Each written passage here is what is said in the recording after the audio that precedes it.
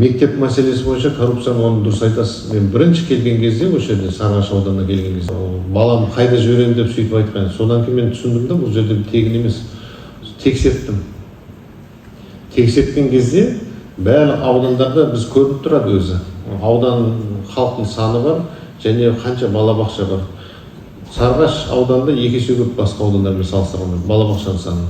Сөйтіп зерттеп қарасақ, енді қанша екені менде есімде жоқ, бірақ өте көп.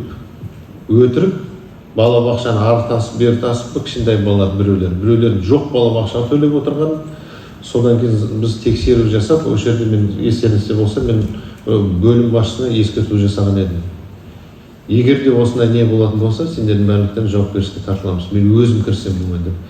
Бәрі ауданда қазір осындай, былайша айтқанда, хищение анықталып, мен қазір 47 ма, бірдеңке 50-ден астам азаматта қылмыстық іске тергеліп жатыр.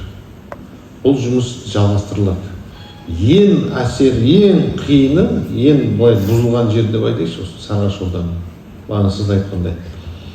Мынау мектебінен де, балабақшасынан да, басқасынан да.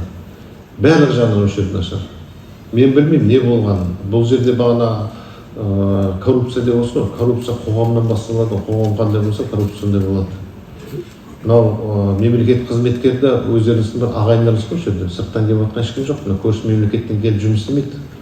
Біз өзіміз қоғам болып өзіміз тұрлау керекпіз. Сонда ғана біз бір ретке келеміз.